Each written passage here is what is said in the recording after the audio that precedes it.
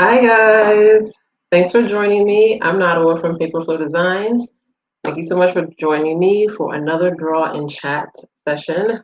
Today we're going to draw a multicolor snowflake in Inkscape. Before I get started, let me let you know that if you want to follow along with me, if you have Inkscape and you want to make this same design, there is a color palette that I use that's completely free. You can download it on my website at paperflowdesigns.com/blog/how to draw a snowflake, how to draw a multicolor snowflake. That's a mouthful, so just go to paperflowdesigns.com and type in snowflake, and you'll see the post that has the same little background that you see here next to me. All right, let me take that off because that can be a little disturbing. So let me know how you guys are doing and where you're watching from. And of course, let me know if you can hear me and see me and everything is clear.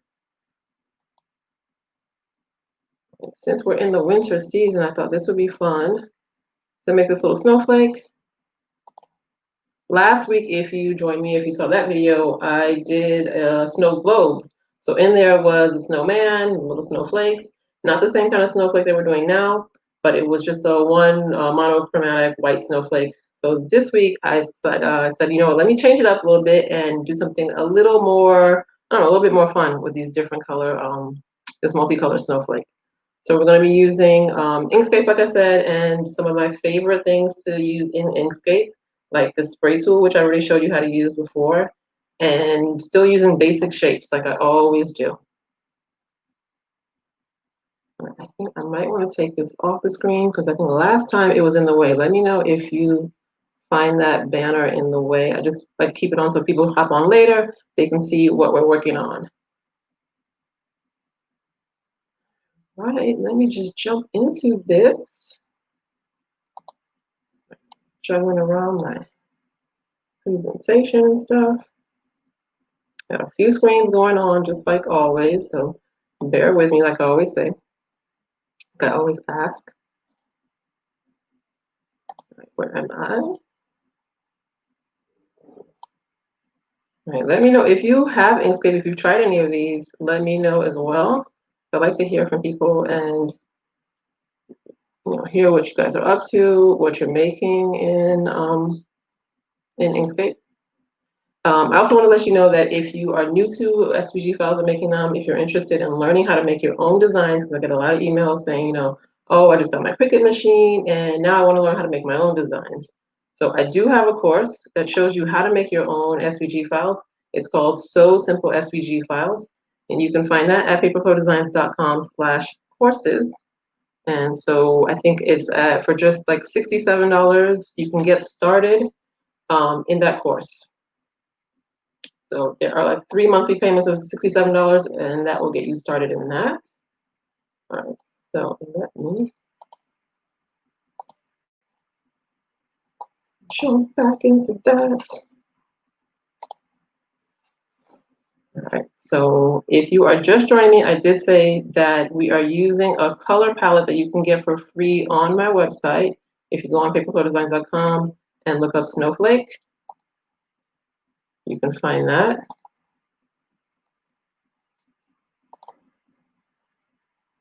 Oh, thank you for the love already. Jump into this presentation. It's, I want to say, a easy beginner level tutorial.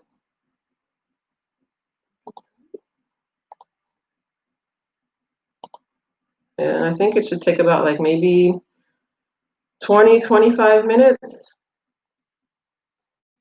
All right, so let's get started. So the first thing I used was the rectangle tool. You can see that over on the left. It looks like a square, but it's squares and rectangles. And then I pull down the little white dot on it to round out the corners.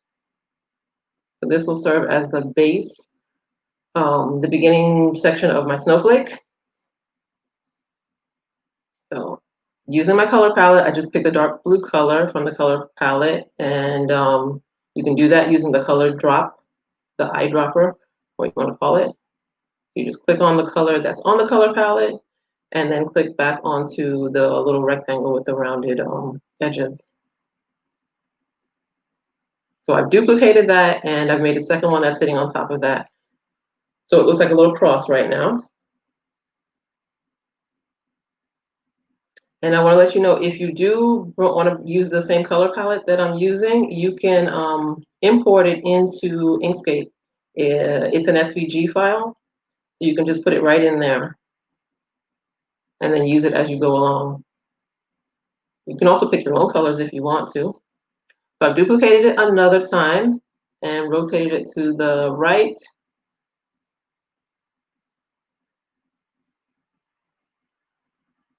And now I'm just turning on the snapping tools. It just makes it easier if you want to get something like, just aligned right next to each other. If you do turn on the snapping tools, it'll kind of act like a magnet and pull the two sections to each other. All right, here I'm trying to elongate the middle section, but I was holding down the control and the shift key, and I should not have been. So I'm just going to do it like 2 times, and then realize that I'm going to go and just drag it down in the middle. So I'm starting to make one branch of the snowflake. And all of this just using, so far, one function, just using the rectangles. And I'm duplicating them so that I can use it over and over again. So if you're somebody who maybe you're not really good at drawing, but you still want to make designs, using the tools that are already supplied for you in Inkscape is a great way to do that. You can also, draw freehand. They have the Bezier tool and the pencil tools. You can draw freehand. But the simplest way is just using the shapes in there.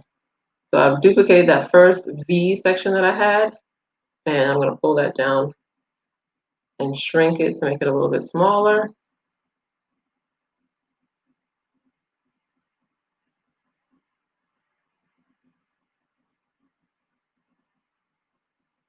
So even if you don't have time to draw it right now, I would say, save the video so you can come back to it later and draw it when you do have time. And even it's still a good thing to watch it. If you're like me, I like to watch things maybe like 1 or 2 times to kind of see the whole overall project. And then I'll go back in and then, watch it again as I'm doing it. It's kind of hard to like watch something and do it at the same time. All right, so now I'm duplicating that whole section. What I did was I grouped everything that I made for the first part of the snowflake, and I duplicated it, and then I just rotated it. To get those rotation arrows, you can see like how it just had like those curved arrows. If you don't know how to do that, you double click on it. So you click 1 time, that selects the part of the design you're working on it. If you double click or click 2 times, it puts it in rotation mode. So you can, rotate it. Another thing I did is I moved the rotation point. There was a little white cross that comes on there, and you can just move that around so that it doesn't have to rotate from the middle. It can rotate from one end, or it can rotate from another end. All right, so I've duplicated those 2 just to make it, go a little faster. Like I don't have to just duplicate one section at a time. I can select 2 parts of it, group it, and then duplicate it. All right, so with that selected, I'm going to go back to the color palette, move it just so that I'll have room to draw, so that the rest of the snowflake won't get in the way.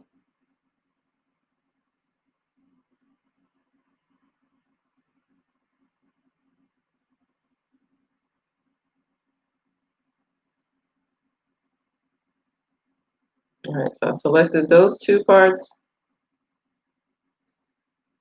Another way that you can rotate each piece of your design is to use the little rotation arrows in yellow that you see at the top left.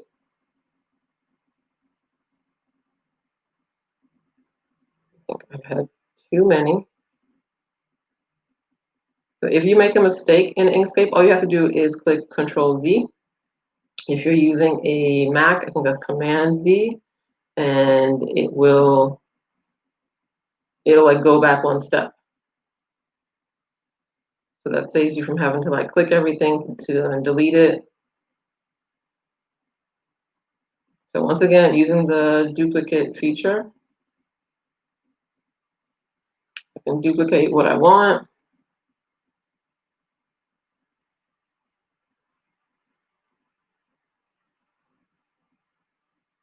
I think I realized I was trying to duplicate the wrong parts of the snowflake.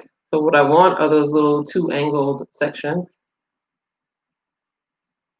So I've duplicated them and then I just flip them using the what is it, the right arrow. We're just using one of the arrows to flip it the way that I want it.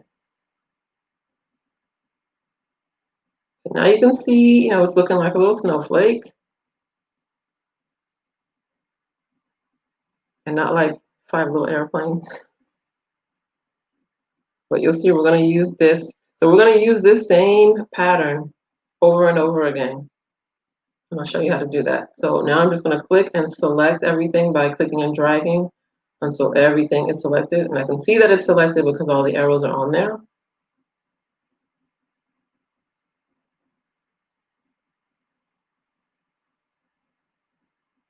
I just wanted to make sure that I didn't have it like a repeat. I hadn't already duplicated it, so I just went and moved one. I hit Control Z to put it back into place.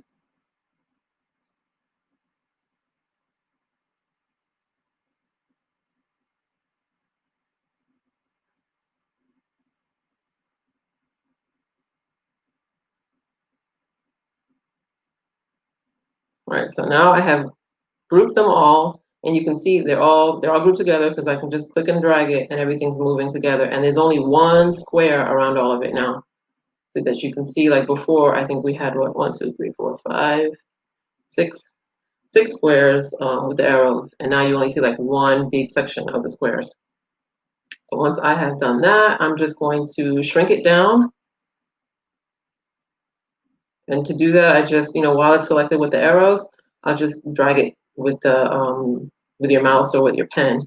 I'll put that in the middle. So I'm starting to make the design that I want. I duplicate that little small one because that's going to serve as like my stencil or template. So I'm going to use this little snowflake that I made. I'm going to use it over and over again.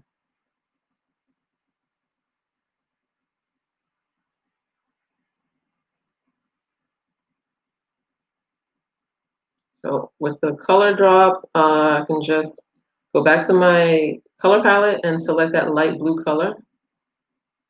And this is going to work as, I want to say like a stamp on top of that dark blue snowflake that I already made. So now we're using the spray feature, which I love to use since I, well, not recently discovered it, but just recently started using it again. Using, so you see how it looks like a little spray can? All you have to do is select the design that you want to copy or you want to spray. So just click once on it to select it, and then you hit either the spray can on your left menu or just the letter A, and that'll give you the spray feature. And sometimes you might have to play around with the settings. You can see at the top where it has these little green boxes. Play around with the settings to get it to spray the way that you want to. The settings that I have in here, I have no overlapping. I think I've also changed the what's it called, the size of the spray. So for each time it copies and sprays it, the snowflakes aren't going to all be the same size. So I have it, varying it up a little bit. All right, so now I'm going to select all of those little snowflakes, the little light blue ones that I just made. And I just grouped them together, or I unified them, rather. Because if I just group them, it's not going to let me go on to the next step that I want. So what I did here was unify them. And I just moved it off of the blue snowflake so that I can see that they're actually all unified together. And this is one of the functions that you can find in the path menu bar. So I've duplicated that. It's kind of hard to see, but you can see that those little light blue snowflakes, I duplicated that and I'm going to move it on top of the next section of the blue snowflake. I just double click to get the rotation arrows and then move it into place. It doesn't have to be perfect, like it doesn't have to look exactly like the first one. Matter of fact, I don't want it to be exactly like the first one. I want each section of it to have like a little bit of variety on there. So that's why I'm moving it around.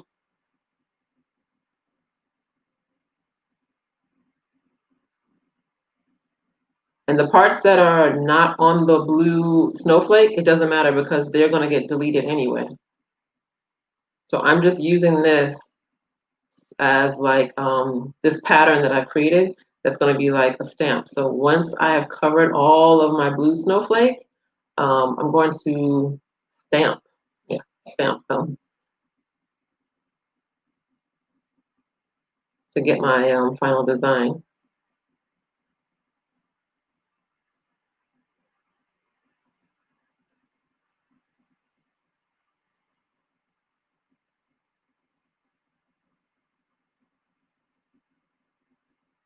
If you want to use your own colors, you can choose another color palette. You can just use the colors that are from the color menu bar on the bottom. I just like using a color palette now because it just keeps like the harmony of everything. Because when you start just picking a whole bunch of random colors, your design can start getting really busy. And so even though in this color palette that I'm giving you for free, I think it has like five or six different colors, and I didn't use all of them. So I only used about, I think, 3 of them.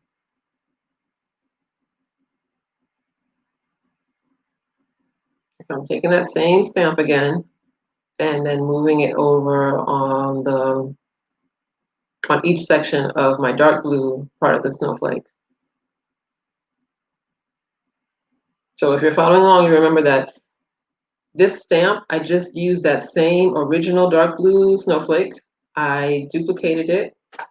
I reduced the size of it. So I just like shrank it down, shrank it down, made it smaller, and repeated it using the spray tool. All right, so we're almost done covering that up.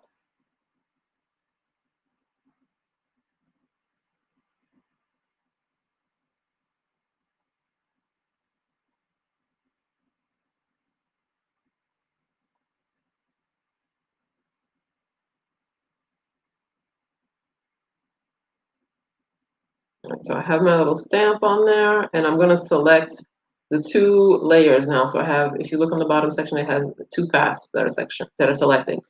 I selected them, and then I use the divide tool. So now you can see that it's just one piece now, and it just basically stamped or cut out that light blue section into the dark blue section. So watch again. I selected those 2 paths, those 2 layers. I'm going to go to path. I'm going to go to divide or difference. Sorry, I keep calling it divide. It's difference. And then I'm going to go to the color palette and then choose another shade of blue from there. So I'm going to repeat this on every section so I can get the difference of those 2. So basically what it's just doing is like, think of it as like a subtraction. Like if you had, 2 numbers and you're subtracting one from the other, and then you're going to be left with the difference. Or you can think of it as like I was going to say a cookie cutter, but no, like a stencil or a stamp. All right, if you didn't catch it, I think I still have, 1, 2, 3 more to do, so you'll see how that's done. I'm using the color dropper method, and I just changed that to another shade of blue from the color palette. All right, so I select the stamp layer, and I'm going to select the dark blue layer underneath. The way that I can do that without having to move them around is to click on the Alt key. When you click on the Alt key and then you click on your mouse key, it'll let you select the design or the graphic that's underneath the one that you have there. So if you have like a, let's say you have a drawing and it has like 3 things stacked on top of each other, but you want to select the part of the design that's like on the bottom of the 3 layers. If you click Alt, it'll go and select the one that's underneath. If you click Alt again, it'll go and select the one that's underneath that one. If you don't know about that, try it out, play around with that. It can save you a lot of hassle if you're like me and you don't use layers. Um, that's an easy way to get around not having to use layers, I find. I mean, there's nothing wrong with using layers. It's just, that's just not my style. I would have to like, you know, like change my habits and get used to doing something else. I could, but I didn't learn that way, so I just keep using everything on one layer. And if you're worried about like having things on one layer and then trying to import them into Cricut, it doesn't pose a problem for that. Like you can use everything on one layer, and then if you import it into Cricut or upload it into Cricut or another cutting machine, you can just ungroup it, and then everything will just separate onto its own layer. So you don't have to worry about like making a cut file and, you know, getting everything stuck on one layer. Even though I have had people like, you know, write me like, oh my gosh, like I just bought this file from your store and it's not layered. And I just like, okay, calm down, take a breath. I'm gonna show you they are layered. All right, so now I stamped them all out and changed the colors to have the multicolor look. And like I said, even though the color palette had, I think, like 5 or 6 different colors, I only used 3 of them because I didn't want it to be too busy. And now I'm just clicking and dragging to select all of the parts of the snowflake and then just grouping them together. And now you have one piece, one snowflake. So that's something, this is something that you probably would be better used if you're doing like sublimation instead of an SVG. I mean, you could, but it's just going to be like a lot of small parts on there. There's going to be a lot of weeding.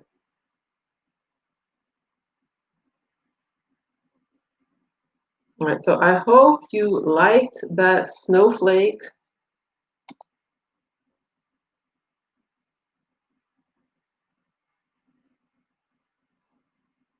All right, let me see who's on here. We'll take some questions. Get the screen back. All right. April says, hi, April, how are you? Thank you for joining me. Let me see what else. Michelle says hi and thank you. You are welcome, Michelle. I hope you are not just watching, but I hope you're actually doing these too, because I think last week I had someone on here and they told me that they thought the Inkscape was really hard, it's really difficult. And it's true, anything that when you're first starting in the beginning, it's hard, it's difficult. But the best way for it to get easier is to practice and to do it. So that's why I like to come on here on Fridays to show you, you know, how you can use Inkscape, showing you easy designs that you can make, and hopefully, you know, you can watch these lessons and try it out for yourself at home. So, I mean, I'm glad that you're watching me, but I also hope that you're, you know, putting in the work and doing this for yourself. And I know some of you are because you're sending me your emails with the designs that you're making and the projects that you're making with them too. I think I'm gonna have to like do a roundup to show like some of the things that the projects that people are making because they're really cute. Once again, let me just say, if you want to make this yourself, you can get the color palette that I use. You can get that on my website. If you go to paperflowdesigns.com /blog, how to draw a multicolor snowflake, or just go to paperflowdesigns.com and type in snowflake in the search bar, and you will see the blog post that matches this. You see that little multicolor snowflake on there. You can download the color palette for free. It is an SVG file, which makes it really easy for you to import it into Inkscape to use it for yourself. And it's free. All right. So many things going on here. If you want to make your own SVG files, now is the time. It's a New year, brand new, what is it? Everybody's saying new year, new me. If you're interested in learning how to make your own SVG files, you can do it. You can see that the ones I just showed you right now, I just used one rectangle to make all of those designs. So if you want to see how you can use other shapes, how to make text quote files, I show you how to do all of that in my course that's called So Simple SVG Files, and you can find that if you're interested at paperflowdesigns.com/courses. The title is right there on the banner. There should be a link in the description too if you're interested. Okay, so thank you so much for joining me, and I like to see you guys that can hop on here live. I know the time might not be convenient for everybody, but for those that do, thank you. I really appreciate it. And if you're watching this later, leave me a question or a comment. So let me know whether you like this tutorial. Also share this with someone that could get inspired from this.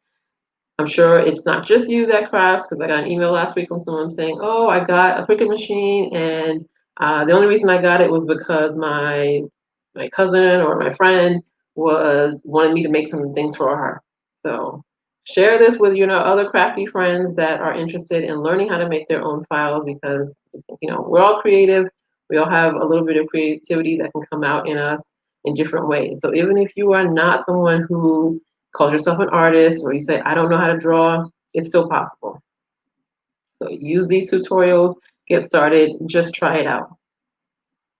All right, guys. Thank you so much again for joining me. I'm going to hop off now. I will be back on here again next week, next Friday, same time. I'm being regular with these. I like being on here. So every Friday at 12 p.m. Eastern, you'll find me on here. And I hope to see you in the next one. Take care.